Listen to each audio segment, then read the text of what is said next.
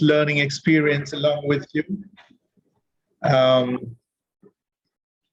Yeah, and we're going to, I mean, this is a very vast topic that we are touching.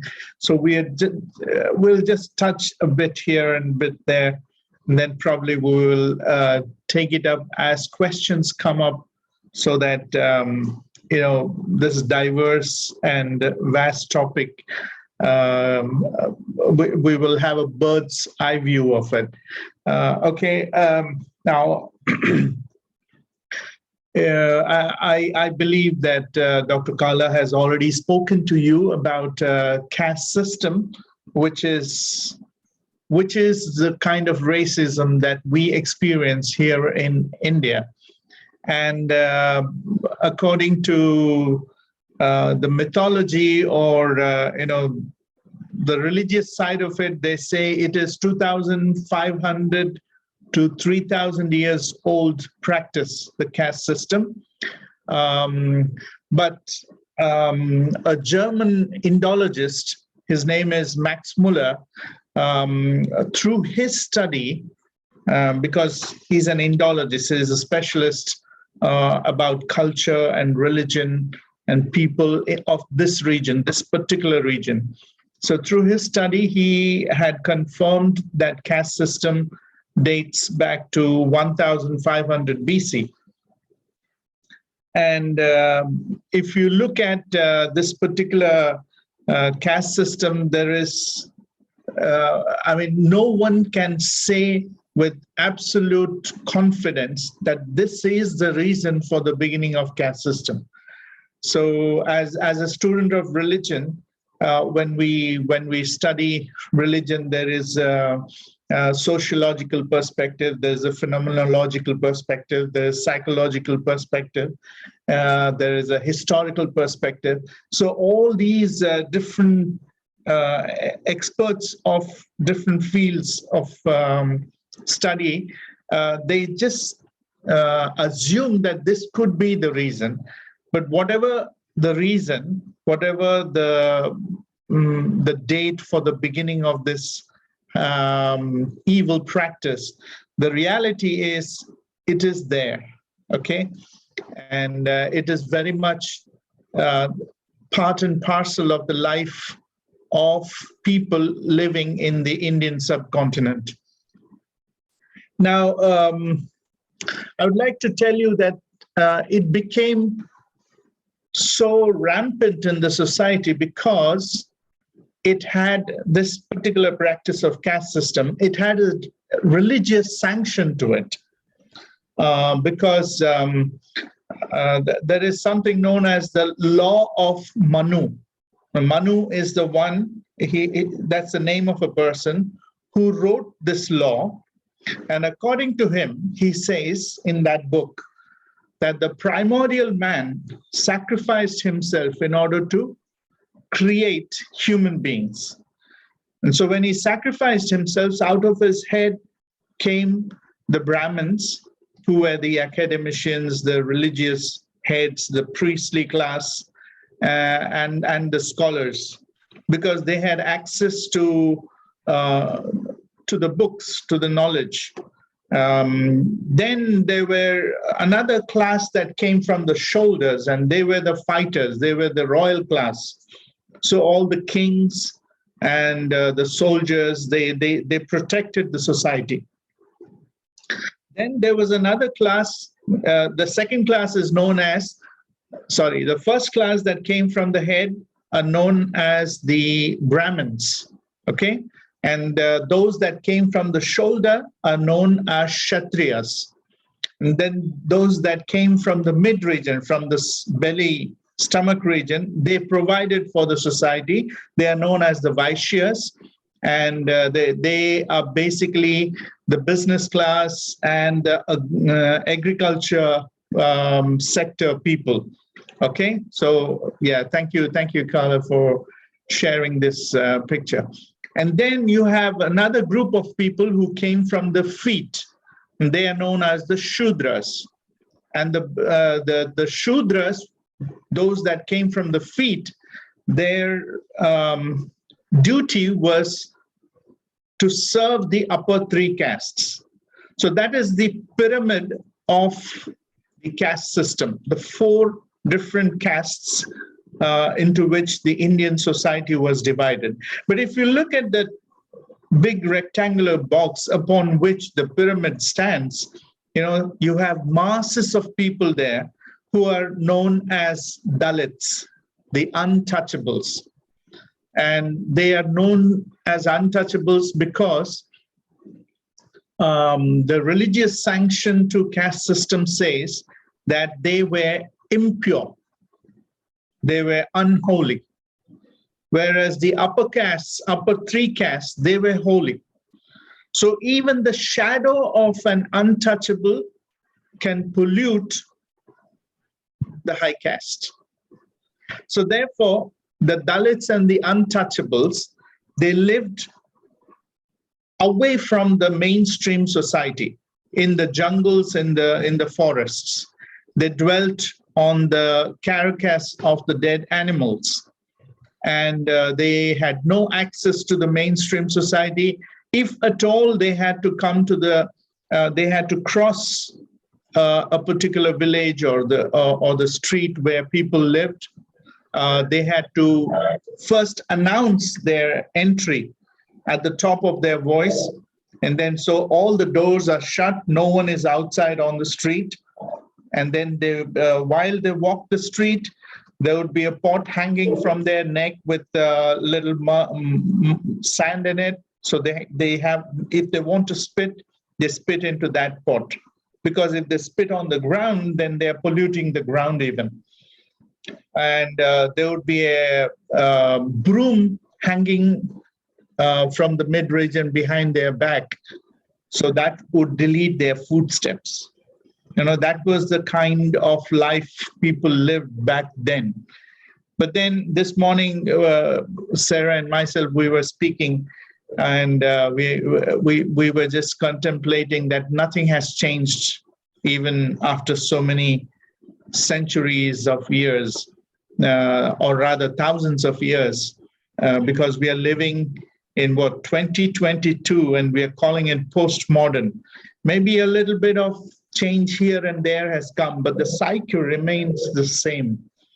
The way people are treated, the way people dress, all of that. And I just want to tell you that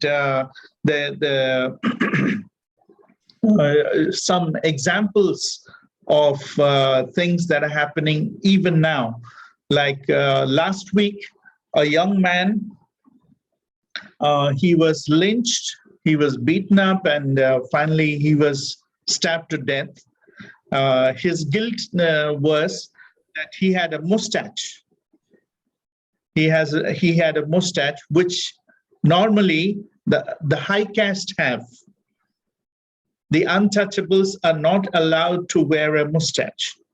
And he always wore branded clothes. Now, that is also not allowed for the untouchable Dalits. And then he had gone to a wedding probably, and while he was sitting there, the high caste, they came and they opposed his participation because he was sitting on a chair. And so when he spoke to them, he looked into their eyes. So it was an eye-to-eye conversation. The Dalit untouchables are not supposed to look into the eye of the high caste and speak. So, the consequences was that he was beaten up and murdered. And even yesterday, the Dalit women were protesting against this because no case was filed, no one was proved guilty, no one was punished. About 3 years back, a high caste person, a Hindu priest, he gave a statement to the media saying that the life of a cow is more valuable than the life of a Dalit untouchable.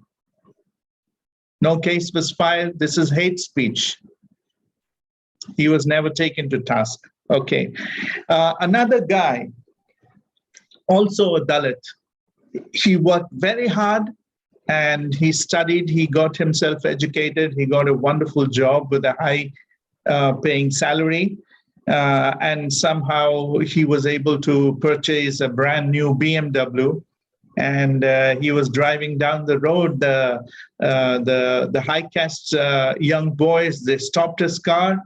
They broke down.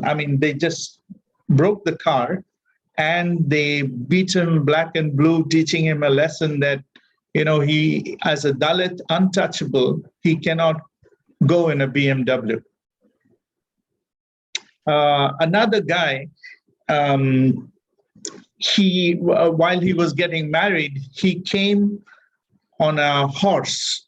The practice in the northern part of India is that when the groom comes for the wedding, along with the procession of his family and friends, he rides a horse to the wedding venue. But that is a privilege of the high caste. This Dalit young man dared to ride a horse, and he was beaten up. The whole marriage thing was completely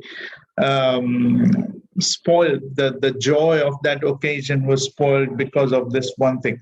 Okay, now I would also like to tell you that the pyramid that you saw narrates only 4 castes, but according to the census of the government of India, the book is about this thick, okay, and it says there are 3,000 castes and then 25,000 subcastes, because each caste is divided into a number of subcastes, okay, and that even includes the Dalit untouchables. Among them also they have subcastes. Now, I would also like to tell you that all of this goes back to the time when India, originally, the Indian subcontinent, was populated by people who probably had migrated from Africa, because their skin color was dark. They were short in stature. They were pot-bellied. They had curly hair. They were snub-nosed, and they had thick lips. And they worshipped spirits, and they worshipped ancestors. They also had idols that they worshipped. If you have read about the Indus Valley civilization of the 2 cities, Harappa and Mohenjo-daro, which are today placed, located at the country known as Pakistan, which used to be part of India back then. Those 2 civilizations belong to the original inhabitants of this land, known as Dravidians. Okay, and then you have invaders who came all the way up from north. When I say north, I indicate Europe, okay? And they migrated over a period of probably many centuries until they came to the Sindhu River, which is between India and Pakistan. They found it fertile, and they decided to settle there. But then, since they had seen the world, they had seen various civilizations, cultures, and people, they knew the art of warfare. They had come with some, brilliant knowledge. They knew the use of wheel. They knew the use of iron, so that they had, swords made of iron. And so when they came to this part of the world, it was just a cakewalk for them. They easily conquered the Dravidians. And those invaders who came here, they were tall in stature, they had straight nose, they had straight hair, and they had thin lips, and their skin was light in color. They were fair, okay? And when they came and saw these people completely different than themselves, that is how the whole purity and pollution concept was brought in. and they subjugated these people. Not only they made them their slaves, they also manipulated their religion, and that is how the present Hinduism has emerged. Because the invaders, when they came in, they never believed in idol worship. They never believed in animal sacrifice, blood sacrifice. They never believed in necromancy and magic and spirit worship and all of that. But when they came here and mingled with the local people, they adapted their religion, their gods and goddesses were adapted into the Hindu pantheon. And today you have a totally different kind of Hinduism than what originally was practiced by the invaders known as Aryans. Okay. I would also like to tell you that these Aryans who came as invaders, they never ate meat. Okay, they were purely vegetarians. Their sacrifices involved only vegetables and the fat that's collected from the milk, known as ghee, and stuff like that. But the Dravidians, the locals, when they offered sacrifices, they offered animals, they offered blood.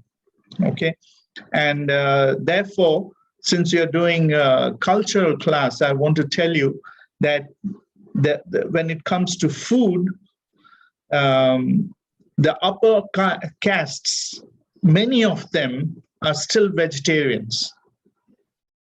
But if you look at all the Dalits, almost all the Dalits at the bottom, the untouchables or the Dalits, they are meat eaters.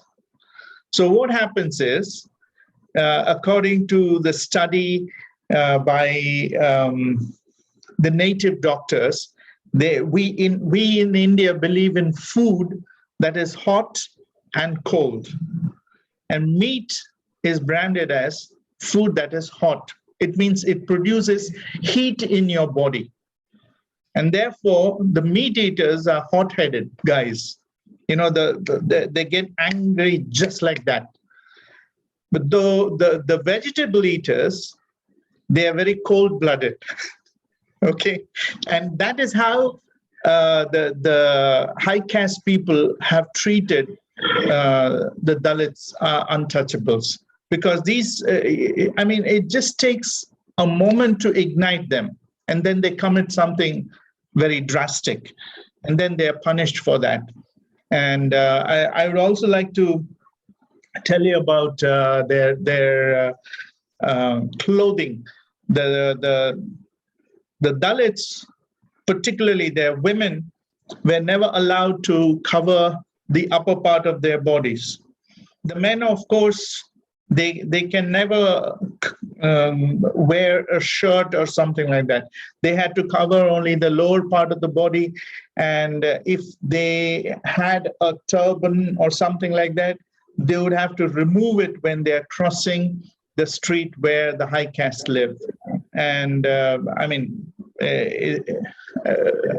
Dr. Karla can also state the same kind of practice that happened in the US back then and even now. I would also like to tell you that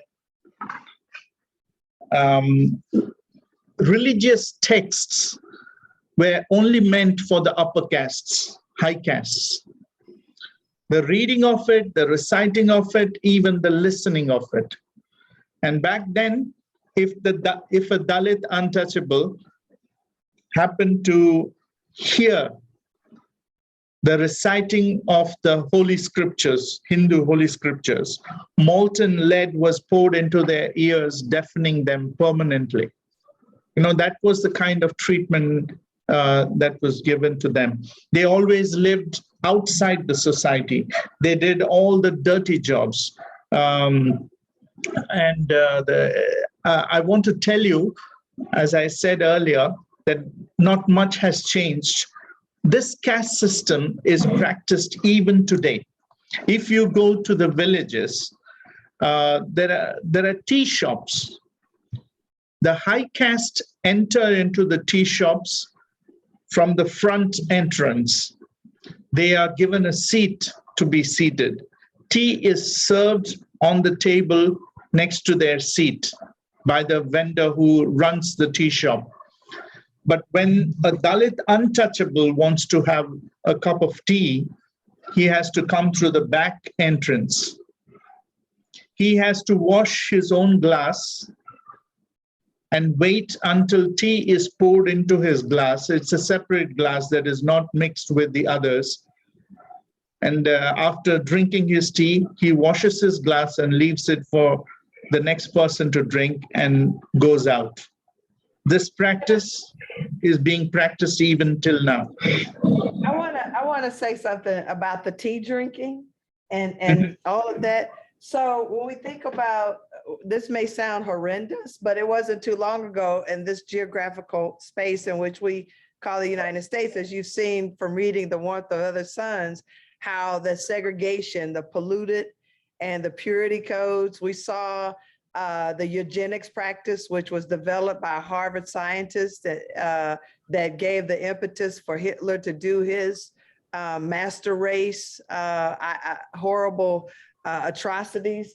Also, we have this whole practice of tea drinking. So let me just say this is a cultural appropriation, a couple of things. Yep. Tea, the word tea, I think it's Sanskrit. It's chai, right? Yep. Chai. So if you go to Starbucks and say you want chai tea, what you're saying is you want tea. It's appropriate just to say chai.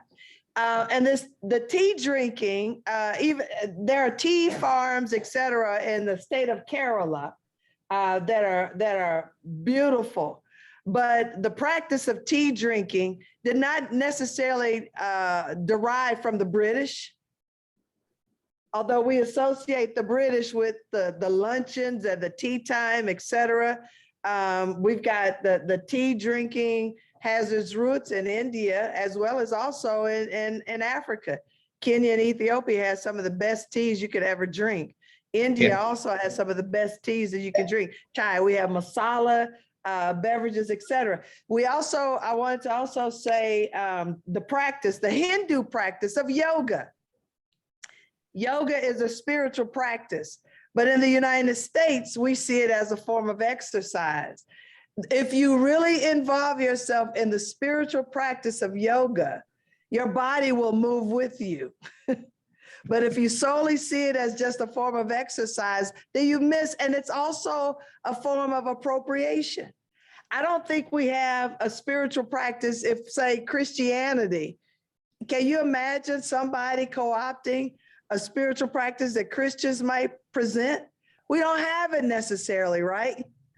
But yet we take that Hindu spiritual practice and we co-opt it in such a way, and it becomes a big business.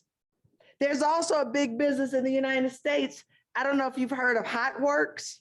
There's a place that has a sauna where you can do the right in the heat. Well, this guy who created this Hot Works gym in the United States went to India to see how folks in India's bodies could move. It's really hot. There are 3 seasons in India: hot, hotter, and hottest. The winter season is probably about 80 degrees Fahrenheit. That's winter. Summer is about 90. Summer is like 120 degrees Fahrenheit, where you actually melt with the humidity. It's just lovely for somebody with a lot of melanin in their skin like me. I love the heat. But anyway, I just wanted to share that as well, because we do things here, and if we would really study the origins and how things evolved, that we could always trace back to some indigenous practice that has some sort of special purpose and meaning to it. So I just wanted to mention that as well. So thank you. Okay. Do we want to see if students have any questions? Y'all have any questions? We got a question here. Okay.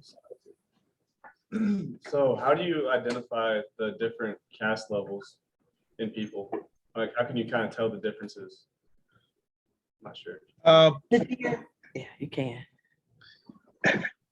Yeah, one thing is, I mean, they would know their castes, and if they belong to a higher caste, they would never hide, they would never hesitate to reveal it. But if they come from a Dalit caste, a lower caste, then they would try to hide it. And I know of certain states in the northern part of India where most of the people belonging to the lower castes adapt a title to their name known as Kumar, Kumar. But those who have migrated out of India, they also use a spelling known as Koomar. But the problem is Kumar is so general that you cannot identify the caste of the person. And but otherwise, sometimes by the color of the skin, by their accent, by the location from where they come, if you can pinpoint that, you know their caste. Yes. And by their occupation. Yes, by the work occupation. that they do. So if I'm a street sweeper, everybody in my family has been a street sweeper. Yeah. If I'm a cobbler, I repair shoes. Everybody in my family repairs shoes. The same family for hundreds of thousands of years, the same family grouping have taken care of the Taj Mahal. Yeah. That's crazy, right? The same family with the gemstones and maintaining that structure, the immaculate space of that structure, that trade has been passed on from family to family to family. Yeah. Maybe I should add there that there are two words which are very pertinent to understanding caste system. One is Varna. Varna, V-A-R-N-A. Varna means color. Okay, and that determines your caste system. The other one is Dharma. Dharma is your duty. Okay, so those who justify the caste system, like for example, Mahatma Gandhi, okay, and people like him who justify the caste system, they would say that it is for maintaining the status quo of the society. So if a butcher is there, I mean, if he belongs to that particular caste, then his job is just to produce meat and serve the people that way. If there is a cobbler, then his job his duty is to make shoes and repair footwear. If there is a high caste, like for example the Kshatriyas, then it is their duty in order to protect the society. So that's why they have a religious textbook known as Gita. I don't know if you have heard of that. Gita basically says that you need to do your duty in order to attain salvation, and that's known as the karma marga. Okay, so that's why those who try to justify the caste system, they say that your fate has got you into this particular birth. You just do your duty and release yourself from that curse, if you see it as a curse. Okay, so Varna and Dharma, these two are very important to understand caste system. Any other questions? Yes. Yes, we got another question. So Yes, please. Has there ever been like an instance where somebody has been able to change caste level? I assume not, but. So the question was, could anybody change caste levels? And Yeah, I want you to talk about how you two met because you're different castes. So. Yeah, that's a very important and interesting question. I want to tell you that there were some Hindu reform movements that began during the independence time. That's in the 40s. And what they tried to do is, they were Hindus from the high caste, and they came out and said that, in order to save the image of the Hindu religion and the Hindu society, they said that they would conduct a ceremony where a lower caste can become a high caste if he is initiated through that ceremony. Okay, but that's only. It was a sane attempt, but those people were ignored. They were never recognized by the mainstream Hindu society because that was not an acceptable thing for the high caste. Because what they say is, by birth, you are either high caste or a lower caste. You can never change your caste level. All that you can do is perform your duty and then finally get the release when you die. Okay, so you cannot switch castes. Once you are born into it, you are born into it. Because here in India, particularly in Hinduism, they believe in many births. Okay, not one birth. You can be reborn and reborn and reborn into millions of times until you have attained moksha. Moksha is salvation. Okay, so in one birth you could be born as an elephant, the other birth you can be born as a lice or a bacteria. Okay, so whatever birth you have been, your fate has decided for you, you have a duty related to that level of birth. So perform your duty and get your release. That's what they say. You cannot change that vicious cycle of rebirth. And that's why one great philosopher, Dr. Radhakrishnan, Indian philosopher, he said, you cannot change your cycle of rebirth. You cannot make any difference with that. You do not have to worry about what birth you were before, what determined your present birth. But what you can do is work out your salvation while you are in this particular birth. Okay, whatever that salvation is. I mean, they have, Indian society is very diverse. And on top of that, Hinduism as a religion is also very diverse. It is so diverse that you have monotheism, you have dualism, you have henotheism, you have polytheism. All of it forms Hinduism. And they say that all these diverseness brings beauty to it. But when it comes to practice, like we have the present government, which is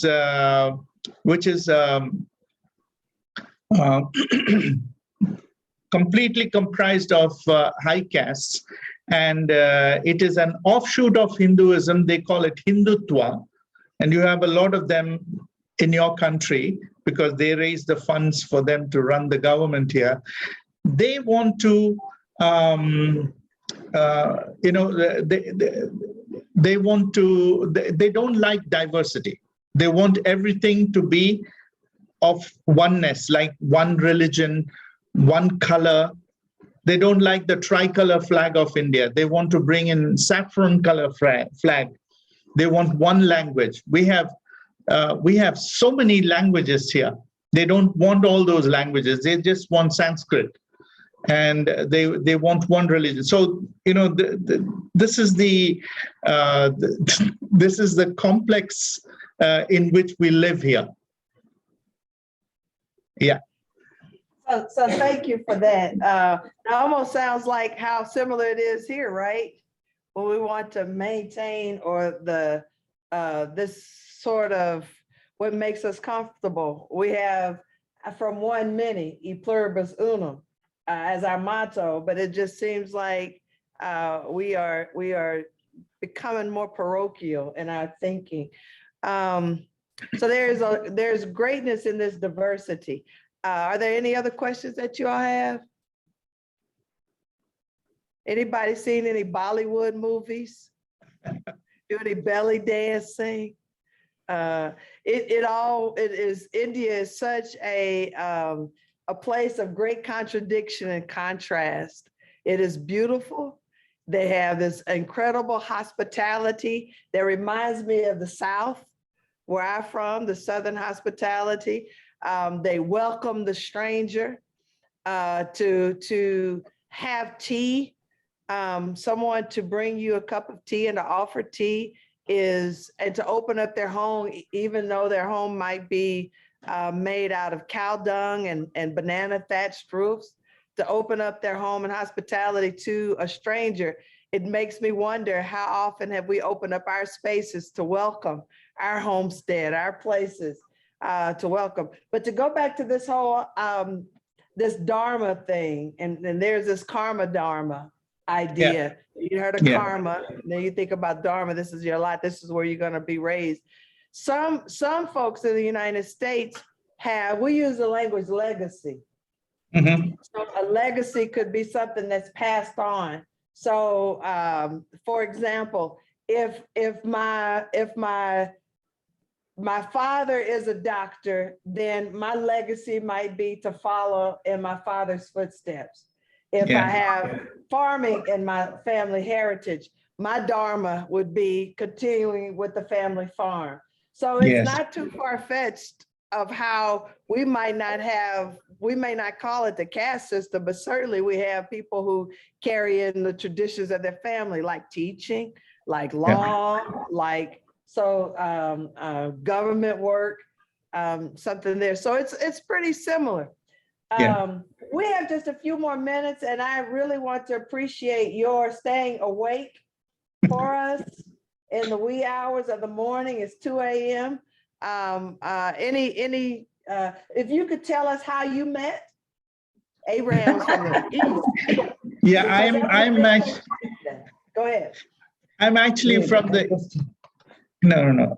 I'm actually from the eastern part of India, and my wife, Sarah, is from the southern part of India. So we spoke different languages, and our cultures are way apart, you know, and we had both of us in the teenage, we committed ourselves to serve God.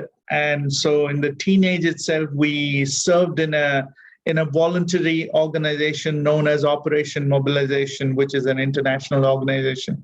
That's where we met.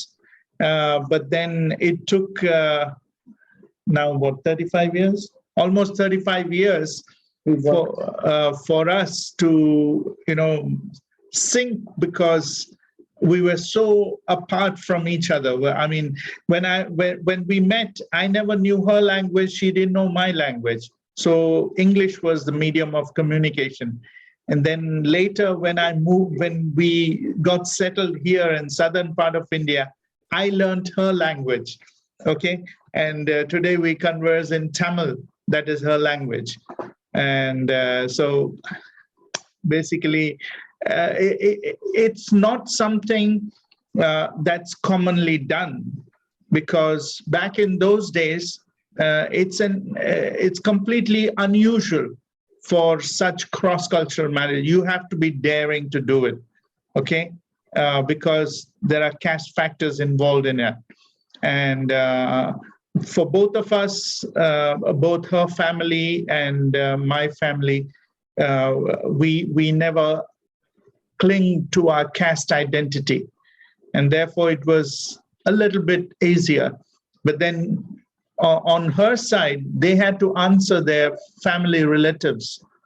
Whereas on my side, that wasn't a problem. We were very independent on our own. But her father's siblings and all, you know, they had their own children and all that.